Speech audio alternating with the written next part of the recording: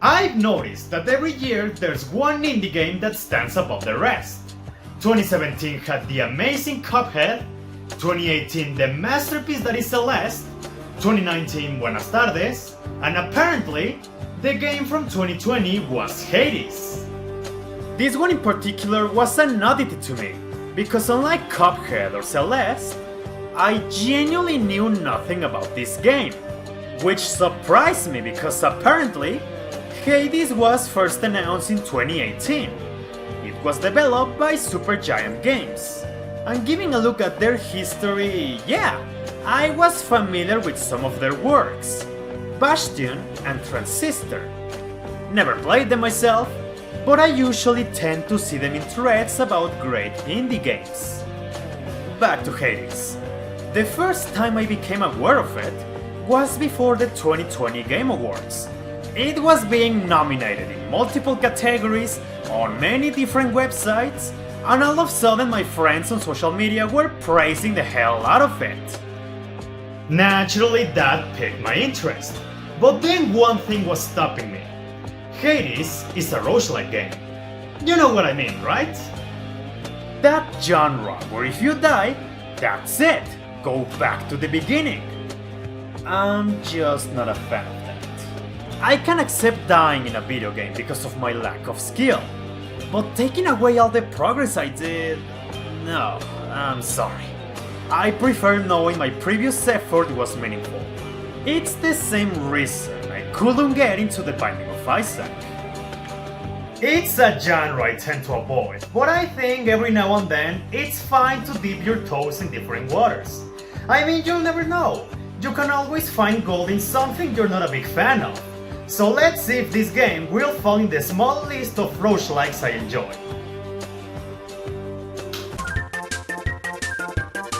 I don't wanna sound like the typical gamer who says stuff like JRPG bad, except Persona 5. Persona 5 good. But fuck man, even though I'm not a big fan of roguelikes, Hades blew me away. It's so weird, because describing its gameplay is extremely easy. Hades puts you in the shoes of Zagreus, the prince of the underworld, whose mission is to escape his home, get away from his father Hades, and reach Mount Olympus.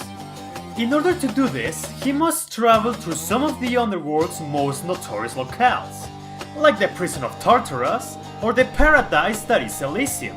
These areas consist of multiple randomly generated rooms filled with monsters, each offering different rewards once you clear them, from coins to spend on the store, darkness that upgrades your abilities, hearts that increase your maximum health, among many other things. The most important being the boons that your relatives from Olympus will give to you. Make no mistake, Zagreus himself is more than capable of wielding multiple weapons of his choice. It looks super limited at first sight, but I believe every weapon accommodates well to multiple playstyles. I mean, you have a literal gun in this game. I don't really like it, but it's there for those who enjoy ranged combat. All of this sounds fine and dandy, but let's not forget, most of this will go down the drain as soon as your health drops to 0, and when that happens, you go all the way back to the beginning, losing all your coins and boons you acquired through your journey. Those are the most basic elements about Hades. As you can see, it's the exact definition of a roguelike. Not my favorite genre, but here it was different.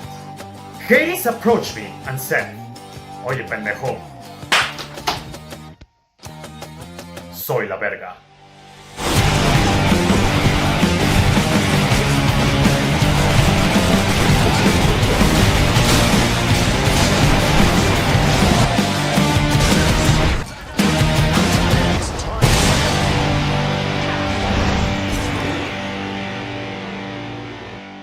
This game is amazing because it knows exactly what it wants to do and executes it flawlessly. What shines the most is how it always keeps itself fresh.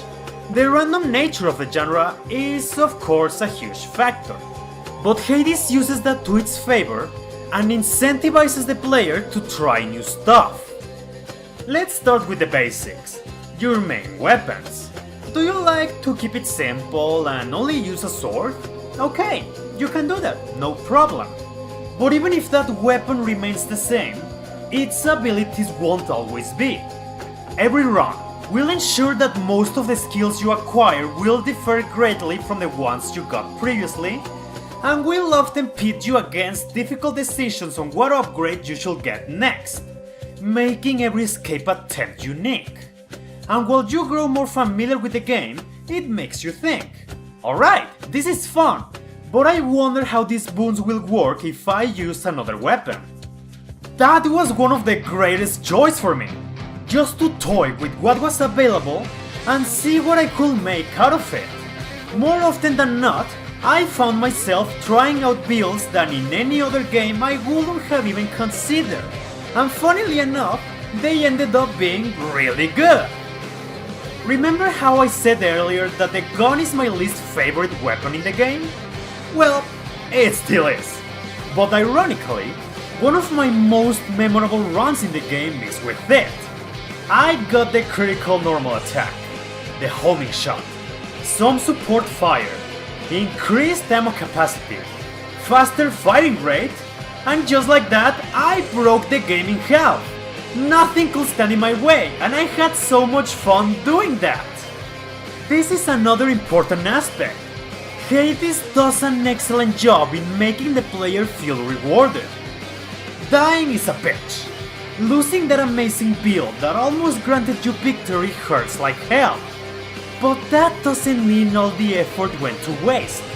I could use some treasure I found to unlock support features, spend some darkness to become more powerful, or try out some of the special items I got to have better control of my next build. It made me feel there was genuine progression. And it wasn't just that. With every death, I was becoming better. But this game isn't one to let it be so easy. It was constantly throwing curveballs.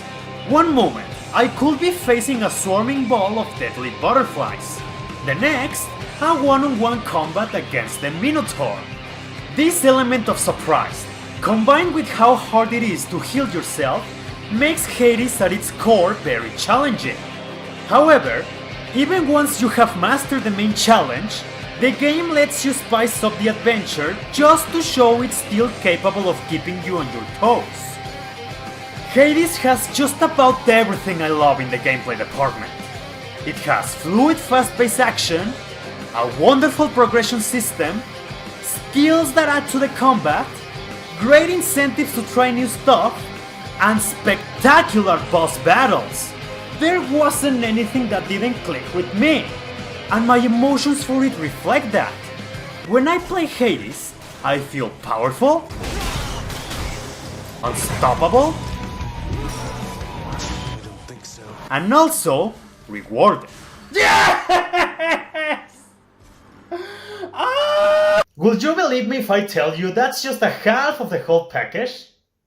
Hades isn't just about smacking demons around.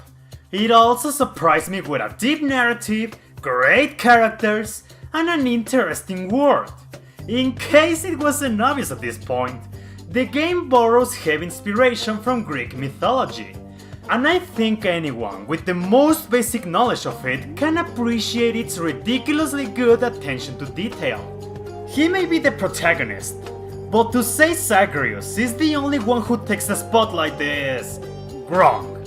The cast is not just diverse. Everyone is so unique because they all sport a personality that is so organic and on point to what we know about these Greek characters. The only thing they did wrong was present Zeus as a good family member. We all know that is bullshit. Then we have the voice acting. I will call it excellent, but that's an understatement. I can't stress enough just how enjoyable it is to listen to, and how much the voice performances add to the identity of each character involved. In the name of Hades, Olympus, I accept this message. Hey, there's that man, nice cock. Writing and voice acting are one thing. But it's also their designs and gameplay boons that help to define them even further. Dionysus, who is he? The god of wine.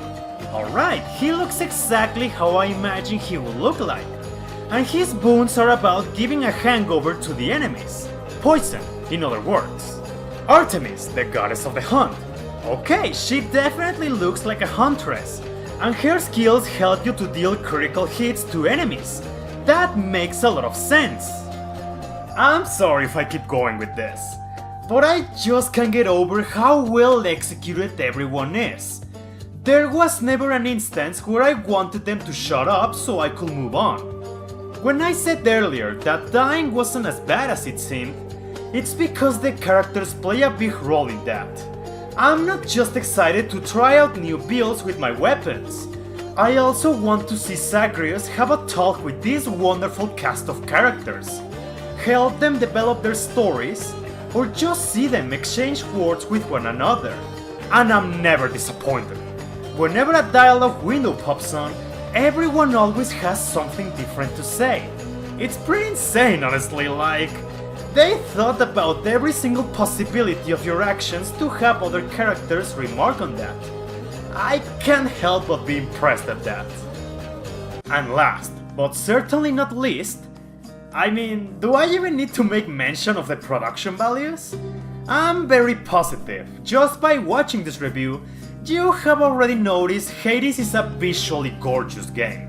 Not only in character design, also the backgrounds, which make every area come to life, with animations that help the combat feel more fluid. Look, I'm not the best at describing music, so all I can say about the soundtrack is that I can't imagine anything else playing in this game. It has this combination of all, with a lot of modern touches.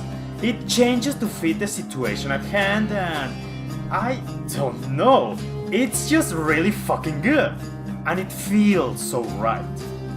So, what else can I add? I'm sure I made myself clear enough. This is a game that after many hours of gameplay, I just can't find anything wrong with it. I can't even nitpick about wanting more because it's already overflowing with content. I can't get enough of it. After I first beat the game, I went and tried it again. When I returned from working out, well, I watched some One Piece, of course, but then I continued playing Hades. The reason why this script took me days to write is because I got distracted with, okay, one more run, okay, one more run, okay, one more run. It's that addictive. I'll go as far as to say that Hades is the gold standard of what all games, not just indies, should aspire to be. I mean that from an industry standpoint. Have you seen anything about the development of this game? The secret to the success of Bastion, Pyre, and Hades. No forced crunch, yes, forced vacations. Oh look, they treated their employees like human beings and ended up creating a masterpiece instead of a buggy mess. Who would have guessed? I seriously hope that the success of Hades inspires other developers to do the same. I would rather support games that are simpler and companies that are nice to its employees, than the new hotshot AAA game who exploited people in order to please the hype culture. At the very least, one of them was able to succeed without being at the expense of others. Regardless of that, I think we all can agree on one thing. Theseus is a bitch-ass motherfucker. Done.